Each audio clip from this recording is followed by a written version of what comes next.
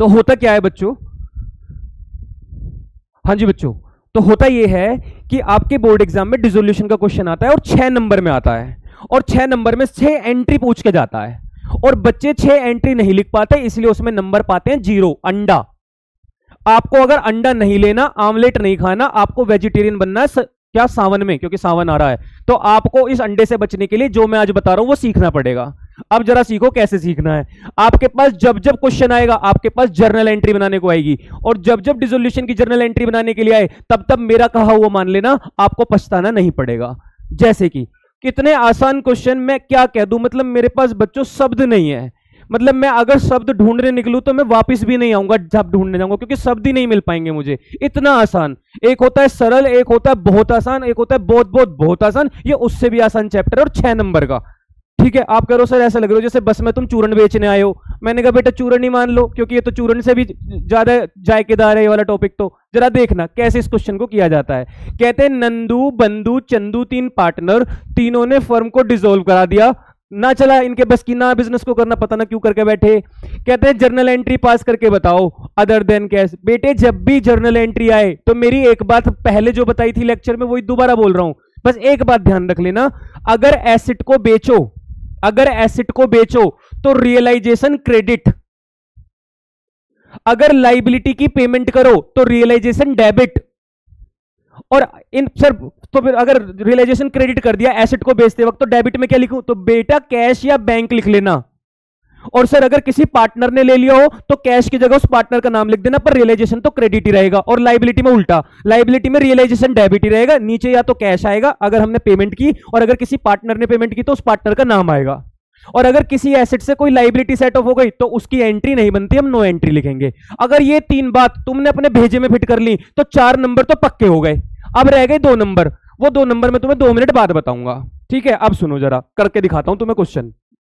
Stock था 1,40,000 रुपए का, नंदू ले गया 30% डिस्काउंट पे। पहले तो 1,40,000 का 30% कितना होता है ये चेक करो। तो बेटे 42,000 रुपीज होता है। कैसे निकालते हो सर, 1,40,000 इंटू 30 डिवाइड बाई 100, तो ये आया 42,000। अब कोई बंदा 1,40,000 की चीज को 42 के डिस्काउंट पे ले जा रहा है, तो मतलब उसने इसको 98,000 पर लिया। अब बताओ स्टॉक एसेट होती है, अगर स्टॉक गई होगी तो रियलाइजेशन डेबिट हुआ होगा या क्रेडिट, आप कहोगे सर रियलाइजेशन क्रेडिट हुआ होगा। अगर पार्टनर का नाम लिखा हुआ है तो फिर कैश नहीं लिख के नंदू लिखेंगे, तो नंदू कैपिटल अकाउंट, और कितने रुपए लिख दोगे 98,000, 98,000। बेटा खत्म पहली एंट्री। अब आप मुझे बताओ, आप मुझे लिख के बताओ कि क्या इसमें कोई मुश्किल है? क्या तुम घर पे कोई क्वेश्चन की प्रैक्टिस करोगे तो क्या तुमसे होगा नहीं क्या? मुझे कमेंट लिख के बताओ बेटा मैं क्या करूं। मैं तुम्हें पता नहीं है, मैं तुम्हें दिल से कितना प्यार करता हूं, मैं कैसे चाहता हूं कि तुम पास हो जाओ। तुम कहो तो दिल निकाल के दिखाओ, तो नहीं दिखा सकता क्योंकि नागवारा फरमाइश कर रहे हो तुम मुझसे। इजी है, हाँ इजी पीजी, बहुत बढ़िया, आगे बढ़ो। पॉइंट नंबर 2 पे आओ। आओ जरा तुम्हें एक और जलवा दिखाता हूं। कहते हैं क्रेडिटर थे जिन्होंने 40,000 रुपए उधार दे रखे थे। कहते हैं 4,000 रुपए का तो हम स्टॉक ले लेंगे और बाकी का पैसा हमें बैंक चेक से दे दो। अब मुझे बताओ अगर कोई लाइबिलिटी मेरी एसेट ले रही है तो क्या उसकी एंट्री होती है? नहीं होती सर। 3 बातें बोली थी, उसमें तीसरी बात यही थी कि एसेट से लाइबिलिटी जाए तो एंट्री मत बनाना। तो बच्चे 40,000 में से अगर 4,000 रुपए का स्टॉक ले गए तो सर 4,000 की कोई एंट्री नहीं बनेगी, बचे कितने 36,000। इस 36,000 रुपए के लिए लाइबिलिटी क्रेडिटर कह रहे हैं हमें चेक दे दो। अगर लाइबिलिटी की पेमेंट करते हैं तो रियलाइजेशन डेबिट करने के लिए बोला था, तो रियलाइजेशन डेबिट। पार्टनर का नाम नहीं आ रहा तो बैंक लिख दो, पार्टनर का नाम आता तो पार्टनर लिख देता। 36,000 36,000।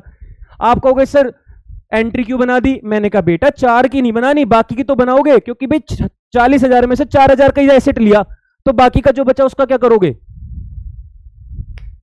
अब समझ गए सर, ये है। अच्छा इसके पीछे की ये कहानी। मैंने कहा हाँ मेरे लाडलो, देखो एक ओल्ड कंप्यूटर है जो बुक से पूरी तरीके से खत्म हो गया था, आपने उसको कितने का बेच दिया?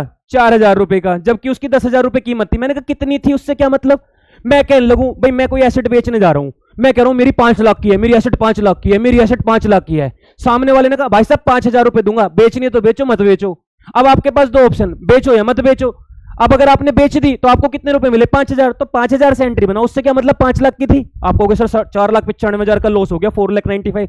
मैंने कहा क्या हो गया, उससे मतलब नहीं है डिसोल्यूशन में, ये तो हो गया इसलिए तो डिसोल्यूशन हो गया। अब तो ये क्या वापस मिल रहा है। अगर 10,000 रुपए की कीमत की एसेट आपकी 4,000 में बिक रही है तो 4,000 ही लिखना। कंप्यूटर है, कंप्यूटर एसेट होती है, एसेट के टाइम पे रियलाइजेशन क्रेडिट होता है, और डेबिट में कैश, क्योंकि पार्टनर का नाम नहीं है। 4,000 4,000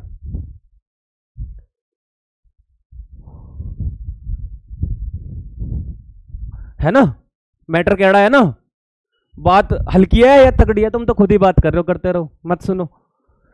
लो जी, चंदू के पास, चंदू ने लोन दिया और जो कि पे किया गया चेक से। अब ध्यान से सुनना, एक बात अब जो बोलने जा रहा हूं इस पे कोई भी मुझे लापरवाही नहीं चाहिए, ध्यान से सुन लो। अगर कभी कोई पार्टनर लोन दे रहा है, उसकी पेमेंट हो रही है, पार्टनर का लोन, तो उसमें रियलाइजेशन नाम नहीं आता। रियलाइजेशन हर जगह आता है, लेकिन अगर किसी पार्टनर के लोन की पेमेंट हो रही है तो पार्टनर के लोन के साथ रियलाइजेशन मत लिखना। तो सर क्या लिखें? तो अभी बताओ, लाइबिलिटी होती है तो रियलाइजेशन डेबिट होता है। अब रियलाइजेशन की जगह पार्टनर का लोन ही लिखा जाता है। जैसे यहां पे चंदू लोन है तो चंदूज लोन अकाउंट डेबिट, और कैश बैंक तो वैसे ही जैसे अभी सिखाया है। कितने रुपए का लोन था? 1 लाख का, तो 1 लाख रुपए की पेमेंट हो गई।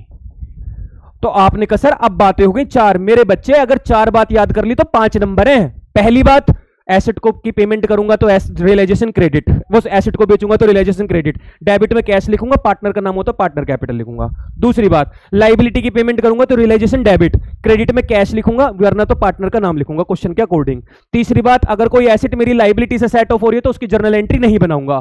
चौथी बात, अगर कोई पार्टनर का लोन है, उसकी पेमेंट करनी है तो हमें उसकी पेमेंट करते वक्त रियलाइजेशन यूज नहीं करना, हमें डायरेक्ट उसका लोन ही डेबिट कर देना और कैश या बैंक से पेमेंट कर देनी है।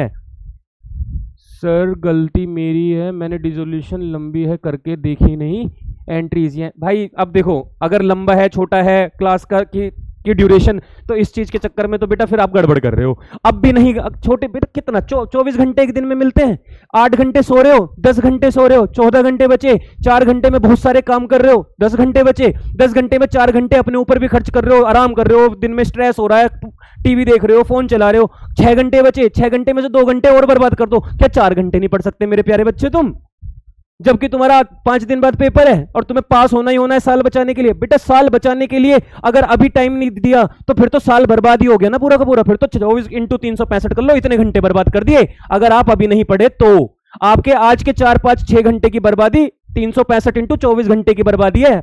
ध्यान रखना, क्योंकि पूरा साल चला जाएगा तुम्हारा और बचा नहीं पाओगे इस साल को। तुम अब नहीं पढ़े तो कभी भी नहीं पढ़ पाओगे मेरे भाई, ध्यान रखना। फिर तुम अगले साल सोचोगे अब पढ़ लूंगा, तब पढ़ूंगा, और ये फिर क्या पढ़े अगर एक सब्जेक्ट को तुम 3-4 बार में पास करोगे। असली मौका भगवान ने तुम अभी दिया है, एक बार नहीं हुआ, भगवान का आंखें खोल दे रहा हूं, ठोकर लगी है, लापरवाही करिए, अब पास हो जाइए। और अब भी ना हुए तो फिर पता ना क्या होएगा, फिर तो भैया खुदा ही मालिक है तुम्हारा, मुझे तो मैं इसके बारे में फिर कुछ नहीं कह सकता। अभी और सुन लो, पहले मेरी अगली बात सुन लो। जो 24,000 आ रहे हैं डेटर से, डेटर होती है एसेट, एसेट के टाइम पे रियलाइजेशन क्रेडिट, डेबिट में लिखूंगा कैश या बैंक। और कितने रुपए सर जी? 24। अब भाई इससे आसान क्या लाऊं? इससे आसान तो बस मैं यही ला सकता हूं कि बेटा 1 + 1 = बोलो क्या? आप कहोगे गुरुजी 2, मैंने कहा तो बस यही इससे आसान बचा है, वरना इससे आसान और कुछ नहीं है। अगर 1 + 1 = 2 आसान है तो इससे हल्का सा मुश्किल कैश या bank account debit to realisation account लिखना है अगर एसेट को बेचते हैं तो। ठीक है सर, अब समझ में आ गया। अब फालतू की बातें छोड़ते हैं और आगे बढ़ जाते हैं। बंधु को हमने अपॉइंट कर लिया। अब देखो, बंधु हमारा पार्टनर है, बंधु से हमने कहा भाई डिसोल्यूशन का काम करा दे और 26,000 रुपए ले ले। ठीक है जी, बंधु एग्री हो गया डिसोल्यूशन, और एक्चुअल में खर्चा 36 का हुआ। मैंने कहा 36 का हो, 50 का हो, 55 का हो, मुझे इससे मतलब नहीं है। मैंने बंधु से कहा मैं तुझे कितने रुपए दूंगा? 26, हमारे साथ जुड़ जा। तो बंधु जुड़ गया हमारे साथ। अब बताओ, फिर से एक तरीके से पेमेंट करनी है ना, पार्टनर आ गया ना।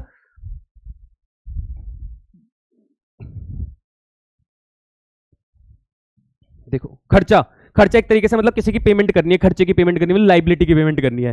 तो रियलाइजेशन अकाउंट डेबिट, जब भी कोई एसेट हो तो क्रेडिट रियलाइजेशन, और लाइबिलिटी हो तो रियलाइजेशन क्रेडिट टू। अब की बार पार्टनर का नाम आ रहा है तो बंधु कैपिटल। 26,000। आप कहोगे सर एक बात और रह गई, डिसोल्यूशन का क्वेश्चन आए और अगर इसमें कोई प्रॉफिट या लॉस आ जाए, तो प्रॉफिट और लॉस आ जाए तो भी बेटा डायरेक्ट ही बटता है पार्टनर्स में, जैसा पुराने चैप्टर्स में बटा है। इसमें भी रियलाइजेशन का नाम यूज नहीं होता। रियलाइजेशन सिर्फ तब यूज होता है जब एसेट को बेचा जा रहा है या लाइबिलिटी की पेमेंट की जा रही है। Clear point? ये आप एंट्री देख लो, ये प्यारा सा क्वेश्चन देख लो, और मेरी तरफ से डिसोल्यूशन की ये आपके लिए एक भेंट, एक गिफ्ट देख लो। पॉइंट समझ में आया? तो मुझे उम्मीद है आपको ये वाला क्वेश्चन भी समझ में आया होगा। ओके दोस्त, कोई डाउट हो तो कमेंट करके बता सकते हो, आप मुझे मैसेज भी कर सकते हो, इंस्टाग्राम पे कर सकते हो। और इंपॉर्टेंट बात, जो सबसे बढ़िया और बेहतरीन बात है वो क्या है, तो वो है भाई ये कि तुम्हारे भाई ने एक व्लॉग का चैनल बना दिया है, और इस पे तुम्हारा भाई अब अपनी दिन की कोई अच्छी घटना होती है या कोई ख़राब घटना होती है उसको शेयर करता है, और साथ में तुम्हें यहाँ पे कुछ अच्छा जो मुझे पकाना आता है, जैसे घर पे तुम अपने पापा मम्मी को, भाई बहन को, या किसी भी गर्लफ्रेंड वगैरह को अगर तुम मिलते हो, कुछ पका सकते हो। अब जरूरी थोड़ी लड़कियां ही बनाएंगी, मतलब तुम कुकिंग करके उसको इम्प्रेस कर सकते हो। मेरे से तो खैर कोई नहीं हुआ, पर तुम कर सकते हो। ठीक है, तो इस पे मैं तुम्हें बनाने सिखाऊंगा कि कैसे आप क्विकली चीज़ों को बना सकते हो, अच्छा अच्छा खाना बनाना, या कोई भी छोटी मोटी डिश या कोई अच्छी कॉकटेल वगैरह बना सकते हो, और आप मज़े कर सकते हो। तो इसको आप फॉलो कर सकते हो। ओए अभी, मतलब अभी मेरा नाम है ओए, मैंने आगे लगा दिया, कुछ यूनिक सा नेम चाहिए था मुझे। ठीक है, चलिए दोस्तों, तो और बताओ, सब बढ़िया?